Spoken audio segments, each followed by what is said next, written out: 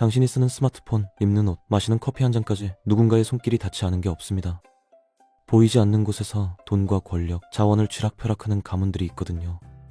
이 가문들은 역사책에 나오지 않지만 실제로는 전쟁과 혁명, 경제 위기를 좌우해왔죠. 오늘은 그 가문들의 민낯을 하나씩 벗겨보겠습니다. 자, 그럼 이야기 시작해보죠.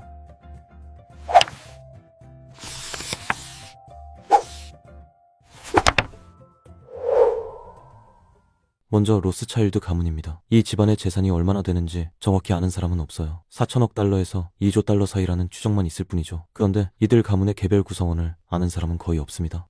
그만큼 철저하게 베일에 쌓여 있거든요. 1760년 마이어 암셀 로스차일드가 은행업을 시작하면서 모든 게 달라졌습니다. 그는 5 아들을 유럽 각지로 보냈어요. 프랑크푸르트, 런던, 파리, 빈, 나폴리에 각각 은행을 세우게 했죠. 국경을 넘나드는 자본 네트워크가 완성된 겁니다. 이 시스템은 현대 금융의 뼈대가 됐고 자본주의 발전의 핵심 동력이었습니다. 1800년대 들어서 이들의 금융망은 엄청난 힘을 발휘했어요. 아프리카 식민지 개척에 자금을 댔고 유럽에서 미국 은행들까지 좌지우지했습니다. 워털루 전투에서 영국이 나폴레옹을 꺾은 뒤 로스차일드 가문의 자산은 폭발적으로 불어났죠. 1813년에서 1815년 사이 나단 마이어 로스차일드는 거의 혼자 힘으로 영국의 전쟁 비용을 조달했습니다. 대륙의 동맹국들에게 1억 파운드를 빌려줬거든요. 19세기 내내 이들은 각국 정부에 거액을 대출해줬어요. 1820년 포르투갈이 브라질 독립을 지원할 때도 로스차일드 자금이 쓰였습니다. 광업, 에너지, 부동산, 와인 산업까지 손을 뻗쳤죠. 1차 세계대전 당시에는 무기와 군수품 산업에 막대한 투자를 했다고 알려져 있습니다. 연합국과 동맹국 양쪽에 무기를 팔아 이익을 챙겼다는 보고도 있어요. 1938년 바론 루이 나타니엘 로스차일드가 오스트리아 합병 당시 게슈타포에 체포됐습니다. 약 1년간 수감됐고 재산을 몽땅 빼앗겼죠. 가족들이 엄청난 몸값을 지불하고 그를 석방시켰어요. 전쟁이 끝난 뒤 이들은 패전국에 돈을 빌려주고 승전국 재건 사업에 투자하면서 다시 불을 불렸습니다. 영국 정부에 대규모 대출을 제공했고 수에즈 운하 지분도 상당히 확보했어요. 전 세계 무역의 핵심 통로를 준 겁니다. 비밀주의 때문에 온갖 음모론이 따라다닙니다. 세계은행을 조종한다는 둥, 전쟁을 배후에서 꾸민다는 둥 말이죠. 하지만 입증된 건 하나도 없어요. 이번엔 록펠러 가문입니다. 존 디 록펠러는 뉴욕에서 사기꾼 아버지 밑에서 자랐어요. 아버지는 가짜 기적의 치료제를 팔아먹고 살았죠. 1870년 존은 스탠더드 오일을 설립했습니다. 석유 수요가 폭발하던 시기였거든요. 공격적인 전략과 비밀 거래, 경쟁자 제거를 통해 그는 독점 체제를 구축했어요. 미국 석유 생산량의 거의 90%를 장악했습니다. 스탠더드 오일은 세계에서 가장 지배적인 기업이 됐죠. 1911년 반독점법으로 회사가 해체될 무렵 록펠러는 이미 세계 최초의 억만장자가 돼 있었어요. 오늘날 가치로 3천억 달러가 넘는 재산이었습니다. 무자비한 사업 수법에 대한 대중의 분노에도 불구하고 그는 자선 사업에 막대한 돈을 쏟아부었어요. 대학과 병원, 과학 연구에 투자했죠. 록펠러 재단을 통해서 말입니다. 그런데 이 재단이 상파울루 우생학 협회와 연결돼 있었어요. 인종 개량 정책을 밀어붙이던 곳이었죠. 가족은 또한 나치 독일 전쟁 산업을 지원한 회사들과 관계를 유지했다는 비판을 받았습니다. 이후 세대는 미국 비즈니스와 정치계를 계속 주무르면서 넬슨 록펠러 같은 인물이 부통령까지 올랐어요. 하지만 스캔들도 끊이지 않았습니다. 개인적인 추문부터 미스터리한 죽음까지 이들의 영향력과 비밀에 대한 추측을 키웠죠. 집안의 재산은 줄어들었지만 록펠러 가문은 여전히 미국의 가장 강력한 기관들과 긴밀히 연결돼 있습니다. 메디치 가문으로 넘어가죠. 이탈리아의 강력한 은행가이자 정치 가문이었어요. 수세기 동안 피렌체와 토스카나를 지배했습니다. 무역으로 부를 쌓은 뒤 메디치 은행을 설립했고 15세기 유럽에서 가장 영향력 있는 은행이 됐어요. 창립자 비에리 밑에서 약탈적 대출을 실행했죠. 이들의 부는 막강한 정치력으로 이어졌습니다. 피렌체 정부와 판사, 대사들을 장악했거든요. 가문은 피렌체를 르네상스의 중심지로 만들었어요. 막대한 재산을 예술과 건축, 과학에 쏟아부었습니다. 레오나르도 다빈치, 미켈란젤로, 갈릴레오를 후원했고 우피치 갤러리나 성 베드로 대성당 같은 랜드마크를 지었죠. 피아노 같은 혁신도 이들이 밀어붙였어요. 메디치의 영향력은 더 멀리 뻗쳤습니다. 4명의 교황과 프랑스 왕비 2명을 배출했거든요. 카트린 드 메디시스와 마리 드 메디시스가 혼인과 외교를 통해 유럽 정치를 좌우했죠. 가문은 반종교 개혁에서도 핵심 역할을 했어요. 하지만 18세기 들어 메디치 가문은 약해졌습니다. 부와 영향력이 쇠락했고 1737년 잔 가스토네 데 메디치가 후계자 없이 죽으면서 왕조가 끝났어요. 토스카나는 합스부르크 로레인 가문에 넘어갔죠. 그래도 어떤 이들은 바티칸에서 이들의 영향력이 완전히 사라지지 않았다고 믿습니다. 보르자 가문은 스페인 귀족 혈통으로 이탈리아 르네상스 시기 권력을 잡았어요. 역사상 가장 악명 높은 왕조 중 하나가 됐죠. 발렌시아에서 시작해서 15세기에 가톨릭 교회와 이탈리아 정치에서 영향력을 키웠습니다. 2명의 교황을 배출했어요. 칼리스투스 3세와 조카인 알렉산더 6세입니다. 알렉산더 교황 치하에서 가문의 권력은 정점에 달했지만 악명도 함께 치솟았어요. 부패, 뇌물, 살인, 심지어 근친상간 혐의까지 받았거든요. 알렉산더 6세는 공공연하게 여러 자녀를 뒀는데 악명 높은 체사레와 루크레치아가 그들이었습니다. 체사레는 중부 이탈리아에 자기 영토를 만들기 위해 잔혹한 군사작전을 벌였죠. 루크레치아의 삶은 스캔들과 소문의 중심이 됐고 근친상간 혐의도 있었어요. 아마 메리치 같은 정적들이 퍼뜨린 거겠지만요. 보르자 가문은 라이벌을 독살하고 체스트넛 연회 같은 추잡한 난교를 열고 교회 권력을 사적으로 이용했다는 비난을 받았습니다. 어두운 명성에도 불구하고 보르자는 르네상스 문화를 형성한 데 기여한 예술 후원자들이기도 했어요. 일부 역사학자들은 이들의 악명이 반스페인 프로파간다로 과장됐다고 주장합니다. 알렉산더가 죽은 뒤 가문의 영향력은 급속히 쇠퇴했고 18세기가 되자 그들의 이름은 사라졌어요. 모건 가문은 은행업을 통해 권력을 잡았습니다. 존 피어폰트 모건이 JP 모건 앤 컴퍼니를 세웠고 역사상 가장 영향력 있는 금융기관 중 하나가 됐죠. 1893년 금융위기 때 모건은 로스차일드를 포함한 신디케이트를 이끌고 외국 투자자들로부터 금을 사들여 미국 경제를 안정시켰어요. 이 조치로 그는 미국의 금 보유고를 장악했고 사실상 경제 전체를 통제하게 됐습니다. 모건은 자신의 권력을 이용해 US 스틸이나 제너럴 일렉트릭 같은 거대 산업 기업들의 자금을 댔어요. 산업을 통합하고 공격적인 인수합병으로 경쟁을 제거했죠. 임금을 깎고 노동자를 해고하고 안전을 무시하면서 이익을 극대화했습니다. 나중에 모건 유산의 일부였던 체이스 내셔널 뱅크는 나치 독일과 사업관계를 유지했어요. 현대에 들어서는 JP 모건 체이스가 약탈적 대출과 무모한 행동으로 2008년 세계 금융위기에 일조했다는 비난을 받았습니다. 듀폰 가문은 1800년대 초 미국으로 이민 온 프랑스 귀족에서 시작됐어요. 화약회사를 세웠고 곧 미국 군대의 최대 공급업체가 됐습니다. 1900년대 초 반독점법으로 독점이 해체됐지만 듀폰은 계속 지배적이었어요. 1차 세계대전 당시 연합군 탄약의 약 40%를 공급했거든요. 시간이 지나면서 듀폰은 거의 모든 화학 관련 산업에 관여하게 됐습니다. 하지만 1938년 모든 게 바뀌었어요. 화학자 플렁켓 박사가 테플론을 발견한 겁니다. 2차 세계대전 때 탱크와 군용 차량 코팅에 쓰인 물질이죠. 2차 세계대전 중 듀폰은 미국 정부와 긴밀히 협력했습니다. 맨해튼 프로젝트를 위해 플루토늄을 생산했고 1950년대 수소폭탄 프로그램에도 기여했어요. 가문의 막대한 영향력은 농업과 자동차 산업까지 뻗쳤습니다. 제너럴 모터스와 파이오니어 하이브리드, 현재 코르테바의 주요 지분을 보유했죠. 코르테바는 농약과 유전자 변형 종자의 선두 생산업체예요. 오늘날까지 듀폰 가문은 여러 산업에 영향력을 행사하고 있습니다. 합스부르크 가문은 유럽 역사상 가장 강력한 왕조 중 하나였어요. 거의 6세기 동안 중부와 동부 유럽 대부분을 지배했습니다. 스위스에서 시작해서 13세기 말 오스트리아에 정착한 뒤 세력을 키웠죠. 합스부르크는 오스트리아에서 스페인, 그리고 아메리카와 아프리카, 아시아에 걸친 제국을 건설했어요. 전략적 결혼과 영토 확장, 주요 정치지기 획득을 통해 지배력을 확보했습니다. 1438년에서 1806년까지 신성 로마 제국 황제 자리를 거의 독점했고 이를 통해 유럽 정치를 좌우했죠. 카를 5세 치하에서 권력의 정점을 찍었어요. 그의 제국은 유럽과 신대륙 대부분에 걸쳐 있었습니다. 하지만 부와 혈통을 보존하려는 집착이 문제였어요. 근친혼이 수세대에 걸쳐 이어지면서 유전 질환이 나타났고 악명 높은 합스부르크 턱, 즉 세계에서 가장 강력한 턱이 생겼죠. 결국 카를 5세는 제국을 오스트리아 지부와 스페인 지부로 나눴어요. 통치를 쉽게 하려던 건데 오히려 통합력이 약해졌습니다.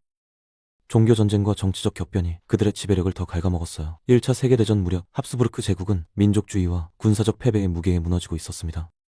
부시 가문은 미국의 가장 저명한 왕조 중 하나예요. 2명의 대통령을 배출했고 1950년대부터 정치와 금융, 국제 문제에서 영향력을 행사해왔죠. 프레스콧 부시, 은행가이자 상원의원이 발판을 마련했어요. 2차 세계대전 중 나치 독일과 연결된 회사들과의 관계로 이익을 봤다는 비난을 받았습니다. 아우슈비츠, 강제 노동을 사용한 폴란드 회사에 투자했다는 보고도 있었죠. 나중에 거리를 두고 전쟁 피해자들을 위해 기금을 모았지만요. 수십 년 뒤 공개된 기밀 문서가 전시 거래에 대한 의문을 다시 불러일으켰습니다. 프레스콧의 유산은 아들 조지 H.W. 부시를 위한 기반이 됐어요. 부통령, CIA 국장, 그리고 대통령을 지냈죠. 그의 재임 중 걸프전이 일어났는데 영국과 국제정치에 영향을 받은 결정이었어요. 아들 조지 W. 부시는 43대 대통령이 됐고 12분의 구테러 이후 아프가니스탄과 이라크 전쟁을 시작했습니다. 둘 다 석유 이익에 도움이 됐다는 비판을 받았죠. 오르시니 가문은 중세와 르네상스 시대 이탈리아에서 가장 강력한 귀족 가문 중 하나였어요. 로마에서 시작해서 5명의 교황과 수십 명의 추기경, 군사 지도자를 배출했습니다. 중부 이탈리아 전역의 광대한 영제와 사병 통제력으로 다른 로마 왕조들과 우위를 다퉜죠. 오르시니의 힘은 가톨릭 교회와의 긴밀한 관계와 전략적 혼인에서 나왔어요. 부르봉, 합스부르크, 사보이 같은 유럽 최강 왕가들과 연결됐습니다. 이른바 흑색 귀족의 일원이었죠. 교황령에 대한 교황의 정치적 지배를 지지한 로마 엘리트 가문들이었어요. 후대에 가문의 권력은 영토 손실과 내부 갈등으로 쇠퇴했지만 영향력은 남아 있었습니다. 마지막 주요 역사적 순간 중 하나는 1858년 펠리체 오르시니가 나폴레옹 3세 암살을 시도한 사건이었어요. 현대 음모론에서는 페페 오르시니가 그레이 교황으로 묘사되기도 합니다. 바티칸과 비밀 결사 내에 숨겨진 권력 자란 거죠.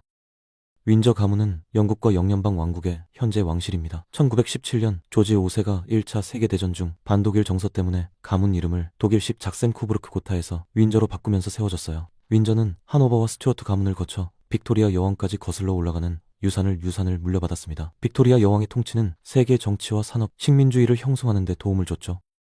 전성기 때 왕실 가문 아래 대영 제국은 세계 육지의 4분의 1을 지배했어요. 역사상 최대 제국이었습니다. 조지 5세는 1차 세계대전을 통해 군주제를 이끌었고 여성에게 투표권을 부여했으며 영연방 창설을 감독했죠. 조지 6세는 나중에 처칠과 함께 2차 세계대전 동안 영국을 이끌었어요.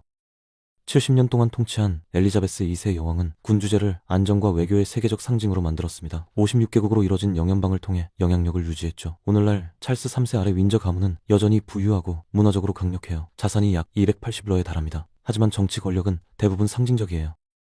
사우드 가문은 사우디아라비아의 지배 왕실입니다. 1700년대 중반에 세워진 절대 군주제로 왕이 법과 국정을 완전히 통제하죠. 가족 구성원은 약 1만 5천 명인데 실권은 2천 명에게 집중돼 있어요. 1938년 사우디 땅 밑에서 석유가 발견되면서 세계적 권력으로 도약했습니다. 세계에서 가장 가치 있는 회사 중 하나인 사우디 아람코 소유를 통해 1조 달러가 넘는 재산을 쌓았어요. 석유 보유량 덕분에 세계 에너지 시장과 정치에서 주요 지렛대를 갖고 있습니다. 압둘 아지즈 왕이 현재 왕국을 공고히 했고 2차 세계대전 후 루즈벨트, 처칠과 만나며 동맹을 맺었어요. 오늘날 사우드 가문의 권력은 막대한 부와 메카, 메디나 수호를 통한 이슬람 세계에 대한 영향력에서 나옵니다. 아마니 가문은 아시아에서 가장 강력한 비즈니스 왕조 중 하나예요. 1966년 드루바이 안바니가 작은 섬유 회사를 다국적 대기업 릴라이언스 인더스트리로 탈바꿈시키면서 시작됐습니다. 2002년 드루바이가 죽은 뒤 아들 무케시가 릴라이언스를 장악했고 그의 리더십 아래 아시아에서 가장 가치 있는 회사 중 하나로 성장했어요. 가문은 1,100억 달러가 넘는 자산을 통제하며 인도 경제와 세계 무역 네트워크에 영향을 미치는 산업에서 주요 지분을 갖고 있습니다. 아마니는 인도 정치 지도부와 긴밀한 관계를 맺고 있고 무케시는 세계 경제 포럼에 자주 나타나죠. 가문은 정경유착, 정치적 특혜, 시장 조작 혐의에 직면해왔어요. 릴라이언스는 또한 인도 러시아산 석유 수입의 42%를 담당하면서 지정학적 영향력을 보여줍니다. 로마노프 왕조는 1613년에서 1917년 혁명까지 러시아를 지배했어요. 아나스타샤 로마노바가 이반 뇌제와 결혼하면서 시작됐죠. 러시아 최초의 대관식 차르였습니다. 그들의 권력은 절대 통치와 러시아 정교회와의 긴밀한 동맹에 기반했어요. 교회는 그들이 신의 뜻으로 임명된 땅을 뒷받침했습니다.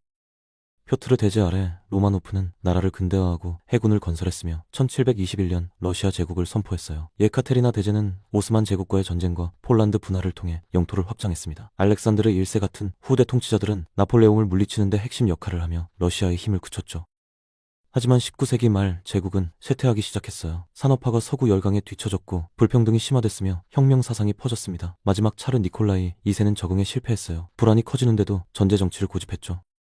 러일 전쟁 패배, 1905년 혁명의 불안, 1차 세계대전 참전 실패가 경제를 무너뜨리고 신뢰를 깎아먹었습니다. 1917년 러시아 혁명으로 니콜라이 2세는 퇴위했고 로마노프 왕조는 막을 내렸어요. 1년 뒤 차르와 아내 알렉산드라 5자녀가 볼셰비키에게 잔혹하게 처형당했습니다. 로마노프 가문의 다른 지파 후손들은 오늘날까지 살아남아 있어요. 부르봉 가문은 프랑스의 카페 왕조에서 나온 주요 왕실이었습니다. 13세기 루이 9세의 막내 아들 로베르가 부르봉의 상속녀와 결혼하면서 등장했어요. 가문은 유럽에서 가장 강력한 집안 중 하나로 올라서서 프랑스, 스페인, 나폴리, 나중에는 시칠리아, 파르마, 룩셈부르크를 지배했습니다. 왕조는 루이 14세 아래 정점에 달했어요. 베르사유를 건설하고 절대 군주제와 권력 중앙 집중화를 통해 프랑스를 유럽 최강국으로 만들었죠. 프랑스 혁명은 1793년 루이 16세의 처형으로 부르봉 통치를 끝냈습니다. 나폴레옹 패배 후 잠깐 복원됐지만 부르봉은 혁명의 변화를 되돌릴 수 없었어요. 1830년 샤를 10세가 퇴위당하면서 프랑스에서 그들의 통치는 영구히 끝났습니다. 하지만 1700년 세워진 스페인 지부는 이런 격변을 견뎌냈고 현재 펠리페 6세 국왕 아래 오늘날까지 통치하고 있어요. 크루프 가문은 16세기 에센에서 역사상 가장 강력한 산업 왕조 중 하나가 됐습니다. 1587년 아르트 크루프가 재산을 무기 제조와 광업으로 바꾸면서 기초를 다졌어요. 나폴레옹 시대 프리드리히 크루프는 1811년 구스타프 공장을 세우고 독일에서 주철 생산을 개척했습니다. 아들 알프레드 아래 회사는 1800년대 말까지 유럽 최대 철강 및 무기 생산업체가 됐어요. 프로이센 통일전쟁에 무기를 공급하고 수십 개국에 수출했죠. 20세기 초 크루프는 독일 천업 대기업으로 성장해서 두 차례 세계대전을 지원한 배와 탱크, 대포를 생산하며 비스마르크 이후 독일 정책에 막대한 영향을 미쳤습니다.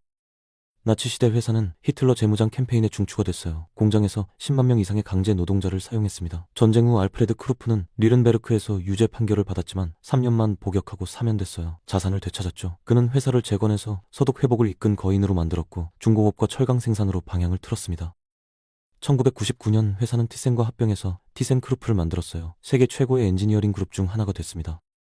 리카싱 가문은 CK그룹이라는 세계적 대기업 통제를 통해 막대한 권력을 휘두릅니다. 리카싱의 상승은 1940년 중국 본토에서 홍콩으로 피난 온 곳에서 시작됐어요. 공장 노동자로 출발해서 1950년 플라스틱 제조를 위해 청콩을 설립했고 나중에 부동산으로 전환했죠. 1990년대까지 리는 아시아 최고의 부자가 됐습니다.